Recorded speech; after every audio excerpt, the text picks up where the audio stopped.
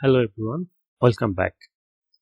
In our previous lecture, we have covered the second limitation of accounting principles. In this lecture, we'll cover the third limitation of accounting principles, which is profit versus wealth creation. We know that there are some problems with accounting, and one of these are wealth maximization versus profit maximization. Financial statements are organized in a way to highlight shareholders' profit maximization. And we know that profit is equal to revenue minus expenses. So financial statements are prepared by the accountants in a way so that they can highlight revenue and they can minimize expenses. Corporations around the world, on the other hand, focus more on wealth maximization. That means increasing share price of the business. So wealth maximization provides a longer term business decision horizon, and objective of wealth maximization also focuses on sustainable business operation. So focus of the wealth maximization is not just profit.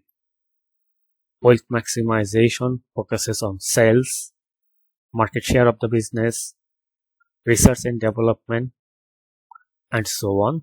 And these things usually lead to a sustainable profit. So in other words, we can say that profit maximization is just a subset of wealth maximization or wealth creation for shareholders. So profit maximization is not everything. We should focus on wealth creation or wealth maximization of the business.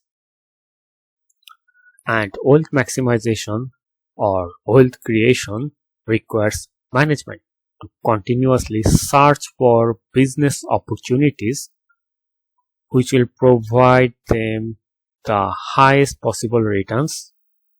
In the meantime, this will minimize the overall risks of the business, and these two things will increase shareholders' wealth. Wealth maximization also focuses on cash flows rather than profit. We have already learned that if we focus on profit, our decision might be misleading. So we should analyze cash flows of the business rather than profit if we want to maximize wealth of the shareholders.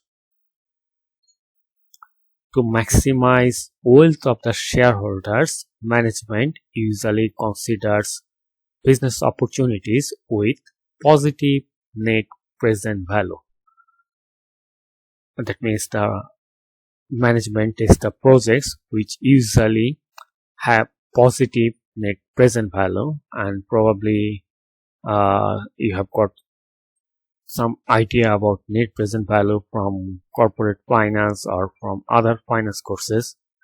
We'll discuss more about net present value in our upcoming modules.